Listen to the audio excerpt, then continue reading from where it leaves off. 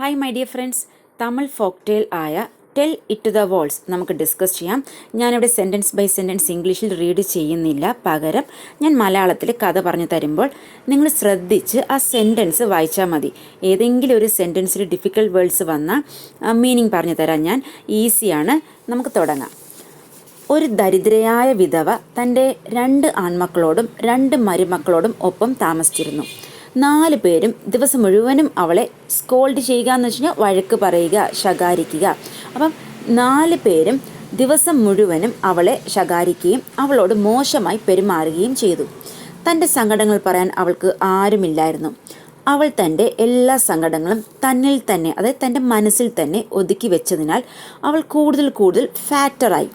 ഇപ്പോൾ അവളുടെ ആൺമക്കളും മരുമക്കൾക്കും അത് ഒരു പരിഹാസത്തിനുള്ള വിഷയമായി. അത് റെഡിക്കുൾ എന്ന് വെച്ചാൽ പരിഹസിക്കുക. ദിവസം ചെല്ലും തോറും തടി കൂടിയത്, അതായത് ഫാറ്ററായി എന്ന് പറഞ്ഞായിരുന്നല്ലോ, ദിവസം ചെല്ലും തോറും തടി കൂടിക്കൊണ്ടിരിക്കുന്നത് കൊണ്ട് അവർ അവളെ പരിഹസിക്കുകയും കുറച്ച് ഭക്ഷണം കഴിച്ചാൽ മതിയെന്ന് ആവശ്യപ്പെടുകയും ചെയ്തു. ഒരു ദിവസം വീട്ടിലെ എല്ലാവരും എവിടെയോ പോയപ്പോൾ അവൾ വിഷമം കാരണം വീട്ടിൽ നിന്നും വളരെ ദൂരെ അലഞ്ഞു നടന്നു. അതായത് വാണ്ടേഡ് എന്ന് വെച്ചാൽ അലഞ്ഞു തിരിയുക. അലഞ്ഞു തിരിഞ്ഞ് പട്ടണത്തിൻ്റെ പുറത്തേക്ക് എത്തിച്ചേർന്നു. അവിടെ അവൾ ഒരു വിജനമായ പഴയ വീട് കണ്ടു. ഡെസേർട്ടഡ് എന്ന് വെച്ച് കഴിഞ്ഞാൽ വിജനമായ. അത് തകർന്നിരുന്നു. റൂയിൻഡ് എന്ന് വെച്ചാൽ തകർന്ന് പോകുന്നതിനെയാണ് റൂയിൻഡ് എന്ന് പറയുന്നത്.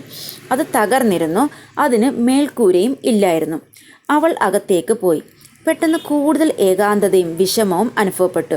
തൻ്റെ ദുരിതങ്ങൾ ഇനി തന്നിൽ തന്നെ ഇല്ലെങ്കിൽ തൻ്റെ മനസ്സിൽ തന്നെ സൂക്ഷിക്കാൻ അവൾക്ക് കഴിയില്ലെന്ന് അവൾക്ക് മനസ്സിലായി.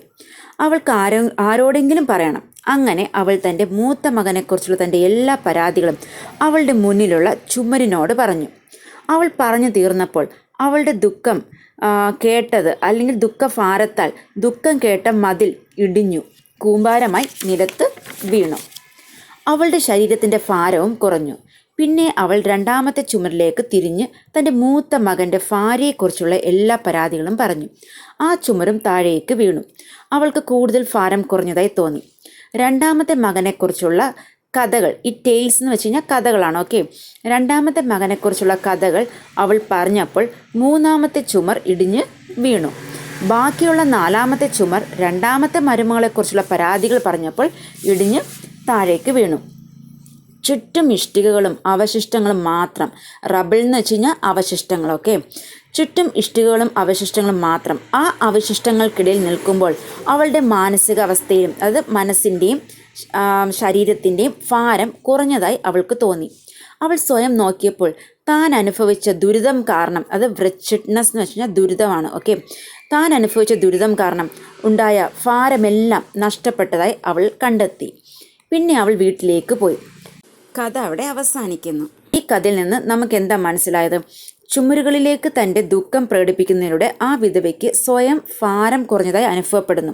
അപ്പോൾ ഈ കഥയിൽ importance of expressing one's feeling to avoid emotional burden, അതായത് നമ്മുടെ മനസ്സിൻ്റെ ഭാരം ഒഴിവാക്കാൻ ഒരാളുടെ വികാരങ്ങൾ പ്രകടിപ്പിക്കേണ്ടതിൻ്റെ പ്രാധാന്യമാണ് എടുത്തു കാണിക്കുന്നത്.